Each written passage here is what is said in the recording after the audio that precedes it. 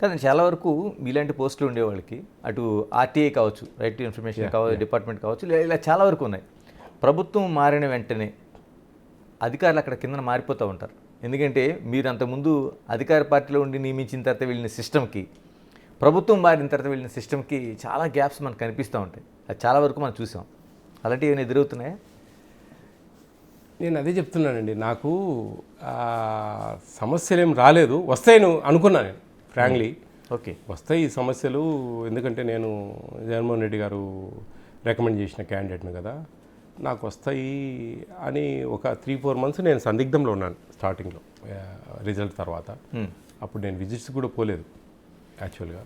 ఇంకా ఆ టైంలో చూద్దాం, చేద్దాం, ఏమవుతుంది ఏంది అని నేను ప్రొసీడ్ అయ్యాను. నాకు ఎక్కడ ఆటంకం రాలేదు. ఆ విధంగా నేను ప్రొసీడ్ అవుతాను. ఆటంకం అంటే ఏం లేదండి, ఇది statutory body, constitutional post, 5 years tenure, 2022 to 27. At the same ఆ రోజుల్లో కూడా 2017లో మన ఇప్పటి ముఖ్యమంత్రి గారు జేఆర్ పుష్పరాజ్ ఎక్స్ మినిస్టర్ ఆయన నియమించారు. ఆయన 22 వరకు ఉన్నారు. 22 తర్వాత నన్ను తీసుకున్నారు ఆయన రిటైర్మెంట్ తర్వాత. కానీ వాళ్ళంటే ఆ పరిస్థితులలో వాళ్ళు ఏదో ఆఫీసులు పరిమితమై అట్లా చేసేవాళ్ళు. నేను కొద్దిగా ఎక్కువగా ఫోకస్ కావడం, పబ్లిక్లోకి తీసుకెళ్ళడం జరిగింది. ఈ ఫుడ్ కమిషన్ అనేది ఉంది అని ఈ తెలుగు 2 రాష్ట్రాలకు పరిచయం చేశాను. ఎగ్జాక్ట్లీ, ఇది ఉంది, జరుగుతుంది, మేము యాక్టివ్లో ఉన్నాం, మేము మా వల్ల ఈ విధమైన ఉపయోగాలు జరుగుతాయి అని చెప్పి నేను తీసుకెళ్ళాను వాస్తవంగా.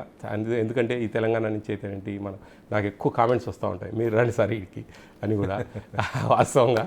అయితే ప్రాబ్లమ్స్ ఏం రాలేదండి, రావు కూడా నాకు తెలిసి. ఎందుకంటే నేను కరెక్ట్గా ఉన్నా, నేను అవినీతి పరునో లేకుంటే కన్నా నేను ఎక్కడన్నా బాగా నీ ఇష్టం అండి. ఏ డిస్టిక్ పోయి నా గురించి ఎంక్వైరీ చేసినా, ఎక్కడ పోయి అడిగినా కానీ ఆయనతో పని కదా, ఎంత జాగ్రత్తగా ఉండాలా అనే వర్డ్ తప్ప ఆయన ఏం లేదు, ఆయన ఏం 10 రూపాయలు ఇస్తే తీసుకుని వెళ్ళిపోతాడు అనే వర్డ్ ఎక్కడ మీరు భూతంతం తీసుకుని ఎత్తుకినా దొరకదు.